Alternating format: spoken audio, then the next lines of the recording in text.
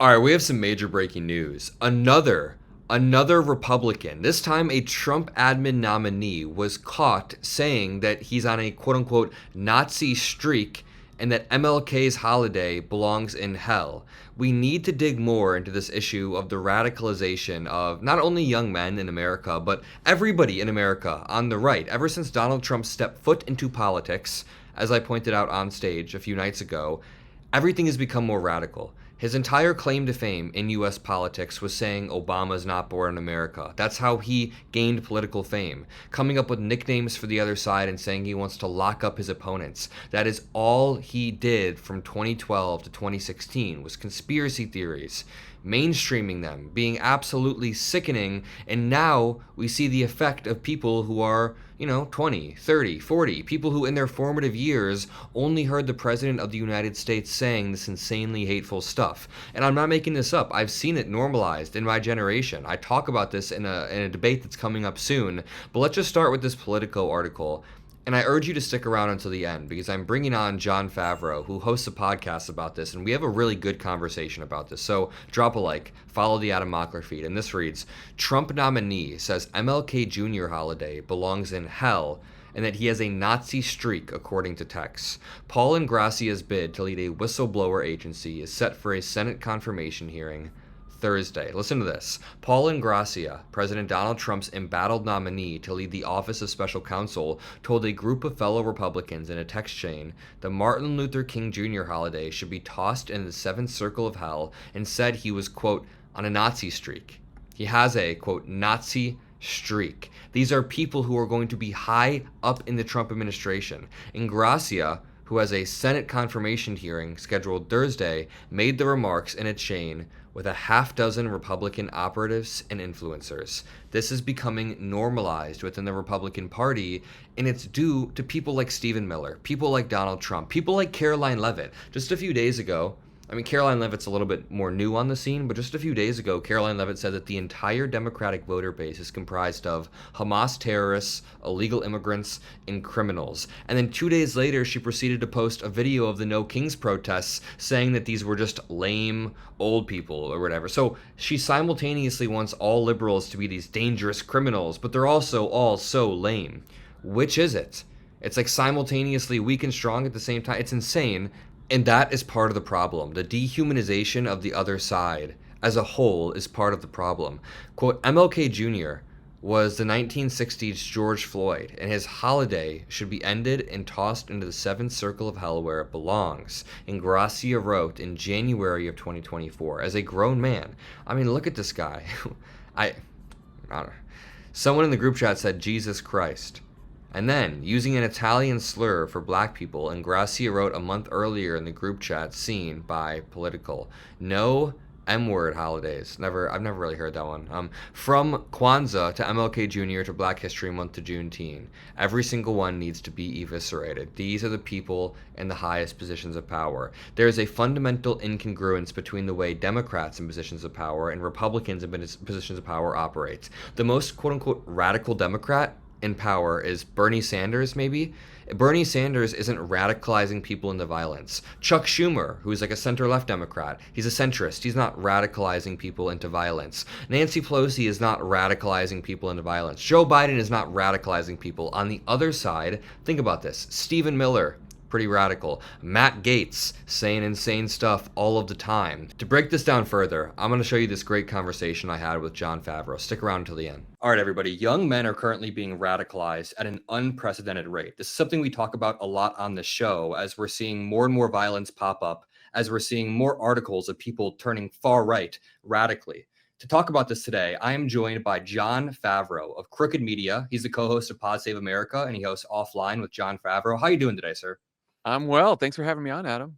Yeah, I want to have a good conversation about what we're seeing in the online sphere since both of us spend a lot of time with this. I have my own theories as a young dude who has seen my own friends go down these rabbit holes, and they go from being apolitical to then watching some sort of like far right Nick Fuentes. It's something we have to be calling out and dominating this space because there is a vacuum that is sucking right wing people into it, especially young men. Before we dig into this, you have an announcement to make. We have a special event coming up, and you have some additions to the roster of CrookedCon. I will be there as well, so I urge everybody to check out the link in the description. Can you explain what's going on here? Yes, so CrookedCon is a big gathering we're going to have in Washington, D.C. in early November. On the Thursday night before, we're going to have a big Pod Save America live show. And then on Friday, we're going to have a full day of panels, conversations, all kinds of activities. You're going to be there. We have a list of people who are going to be there, but we're just announcing now, in addition to all the guests we've already announced, we have Jen Psaki coming from MSNBC, our good friend from the Obama White House, Simone Sanders Townsend, Jessica Valenti, Melissa Morales, Tim Miller from The Bulwark, Waleed Shahid, Democratic strategist, Congresswoman Pramila Jayapal will be there. And we're also going to have a live taping of Hysteria, hosted by our own Aaron Ryan and Alyssa Mastromonaco. And we're also going to have a live taping of Terminally Online, which is our subscriber-only show, where we all talk about the craziest shit that happened on the internet that week, and it's very funny. So it's going to be a great show. I know you're going to be doing a creator roundtable with our pal Brian Tyler Cohen and Kai Polanco. So we have it's a solid lineup. That is a great lineup. Listen, it has been a grim 9 months for everybody watching. I understand that. So if you want to live out with some like-minded people, click the top link in the description. It's going to be a great event, and I really do appreciate the opportunity. Yeah, so to jump into this, man, over the past few weeks, I've been making this argument online. When Charlie Kirk was shot, at the exact same time, this dude shot up Evergreen High School in Colorado, and it became so clear what is happening, the acceleration of the radicalization of young men. Now, you spend a lot of time online, I believe. I do as well. And here's my overall broad theory. I think that, men have always been predisposed to be violent. But ever since the COVID pandemic, people in my age range have seen an acceleration of radicalization.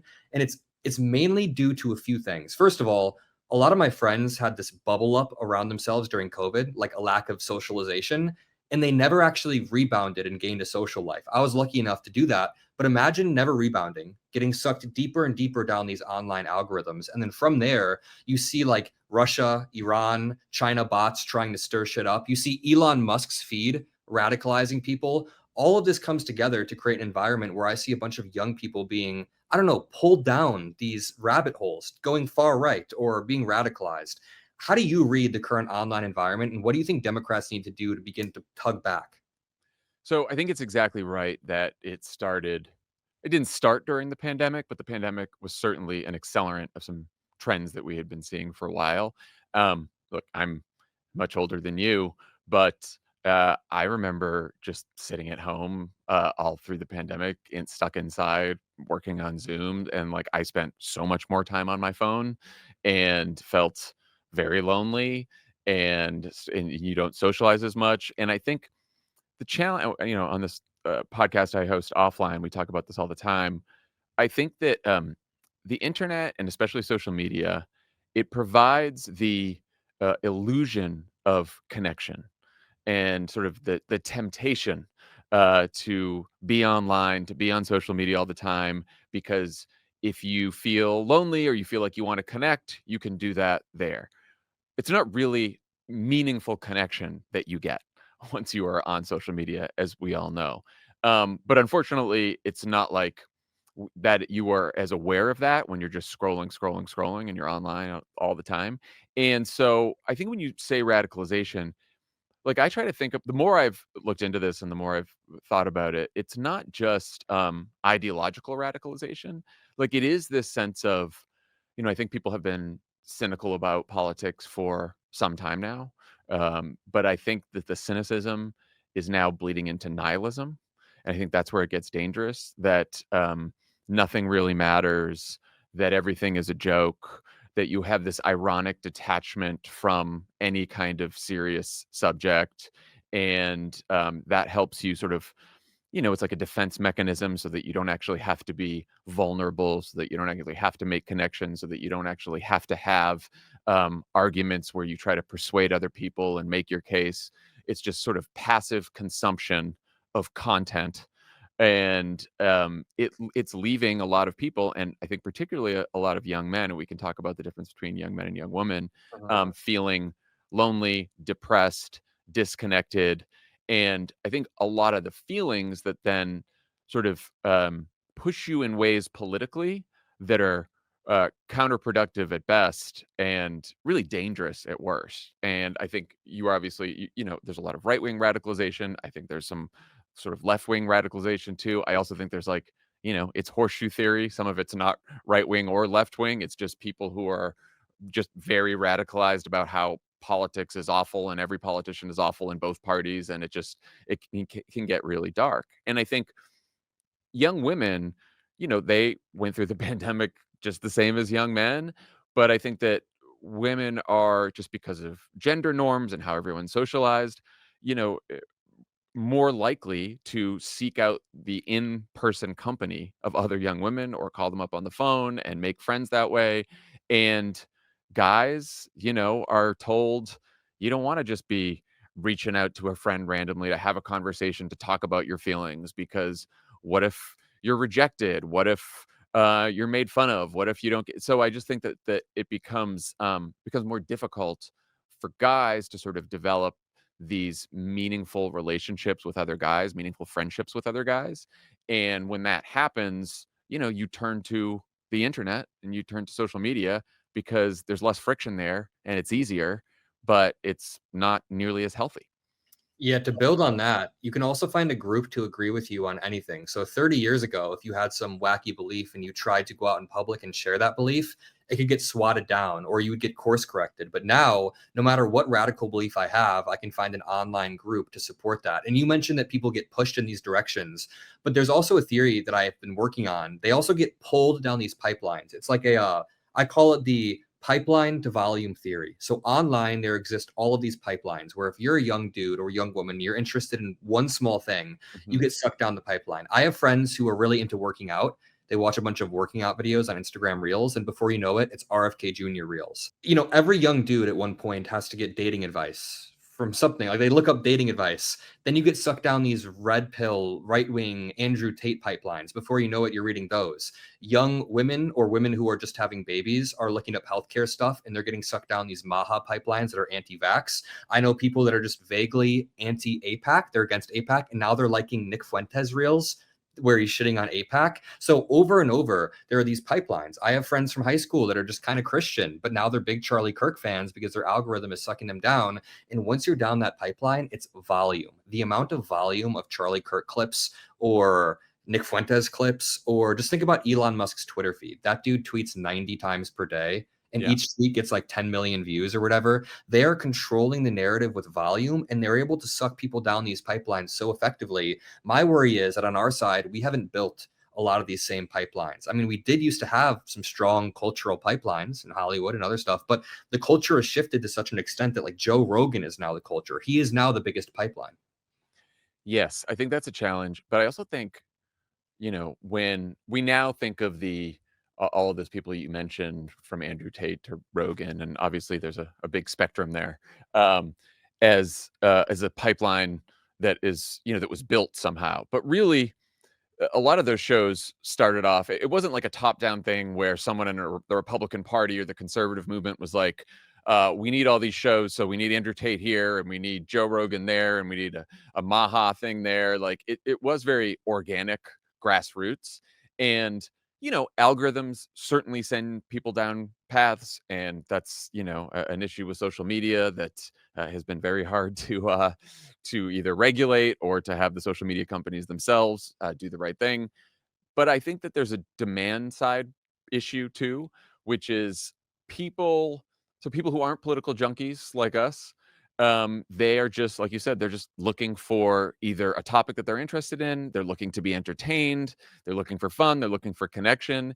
And the question is, if we're gonna build a sort of a more progressive version of what we see on the right, what kind of content is it going to be? And I do think that from the on our side, we thought about it from the political first perspective. And so, can we have influencers and can we have shows like Pod Save America, right? That where we lead with politics and lead with news. And I think for some people, they're going to want that, right?